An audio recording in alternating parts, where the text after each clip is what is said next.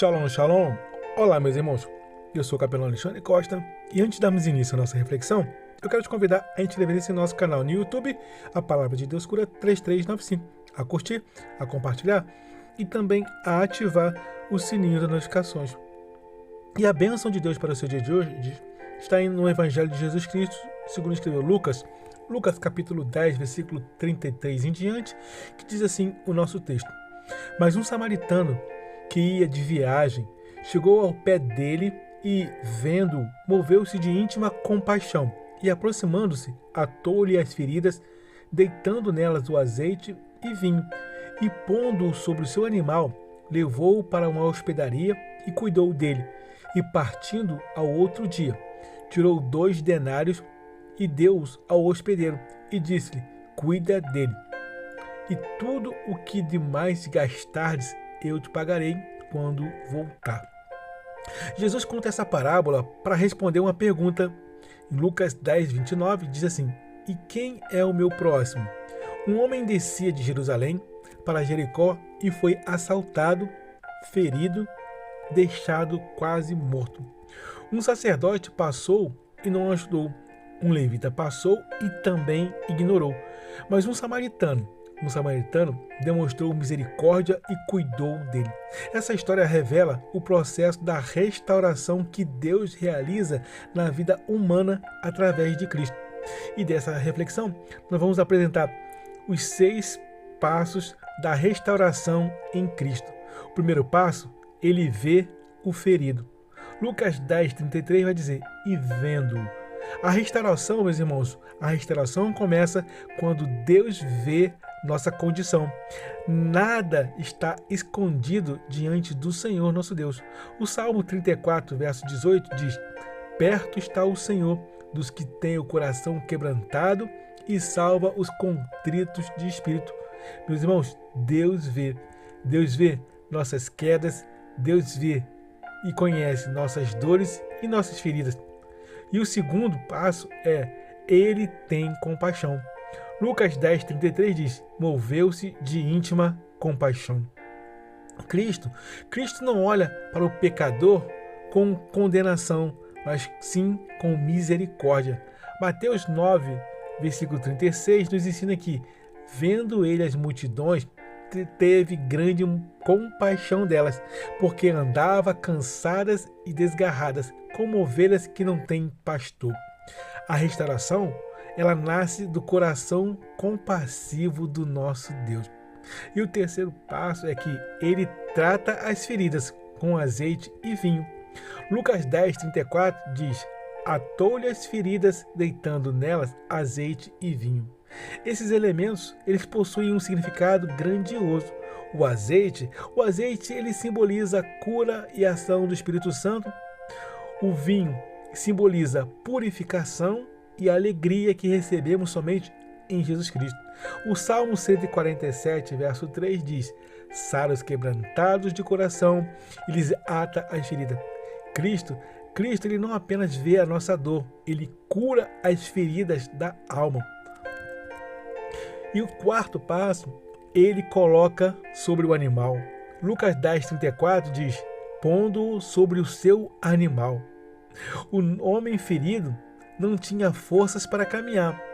Então o samaritano carrega a sua fraqueza. Isso revela que Cristo, meus irmãos, Cristo nos ajuda quando não temos mais força. Isaías 46, verso 4 diz: eu vos trarei nos braços e vos levarei. O animal também representa os instrumentos que Deus usa para conduzir os feridos até a restauração. E assim como é a igreja, assim também são os servos de Deus, assim também é ministérios de cuidado. E o quinto passo, ele leva para a hospedaria. Lucas 10, 34 diz: levou-o para uma hospedaria. A hospedaria representa o lugar de cuidado e restauração que Deus nos concede. Muitos intérpretes apresentam e veem como uma figura da igreja, onde as vidas são acolhidas, as vidas são tratadas espiritualmente. Na comunidade de fé, o ferido ele encontra cuidado, nessa comunidade ele encontra orientação e restauração. E o sexto passo ele cuida deles. Lucas 10, 34 diz, e cuidou deles. O samaritano, meus irmãos, não apenas socorreu o homem, ele permaneceu cuidando dele. Assim também Deus continua cuidando de nós, cuidando dos seus filhos. 1 de Pedro, capítulo 5, verso 7, diz, lançando sobre ele toda a vossa ansiedade, porque ele tem cuidado de vós.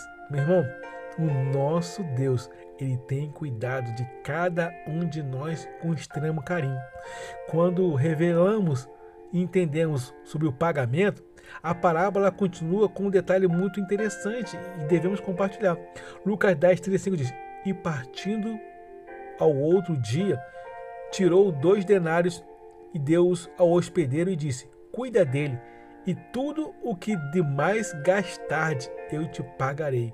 O cuidado do ferido foi pago. O cuidado, isso aponta para a obra de Cristo para conosco. A nossa restauração também teve um preço.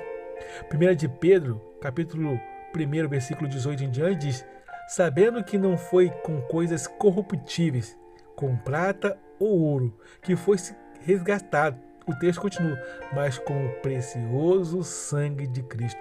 Isso como o samaritano pagou pelo cuidado do ferido. Cristo assim também pagou. Cristo pagou por nossa redenção na cruz com o seu precioso sangue. Amém? Por essa e a promessa de volta, o samaritano disse assim, também declarou, Lucas 10, 35, tudo que demais gastarde te pagarei de volta. Aqui existe uma revelação profética grandiosa para cada um de nós. O samaritano ele promete voltar. Assim, meus irmãos, assim também Jesus prometeu voltar.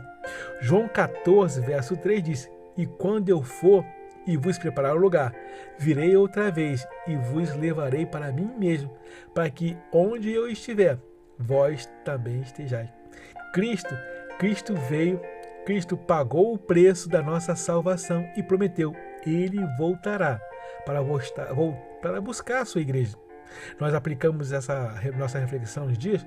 Muitas pessoas estão como aquele homem na parábola, feridos pela vida, caídos pelo pecado, sem esperança. Mas Cristo, creia, Cristo continua passando pelo caminho.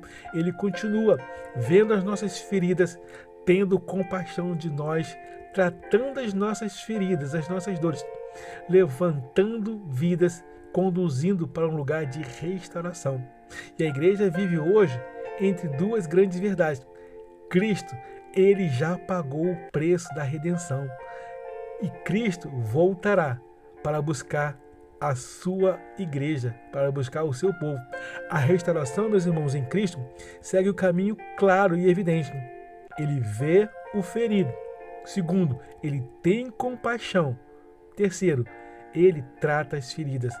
O quarto passo, ele, Cristo, carrega o cansado. 5, ele leva ao lugar de cuidado. E o sexto passo, ele continua cuidando de cada um de nós. E tudo isso foi possível porque o preço foi pago na cruz. E a esperança da igreja permanece viva. Creia, Jesus voltará.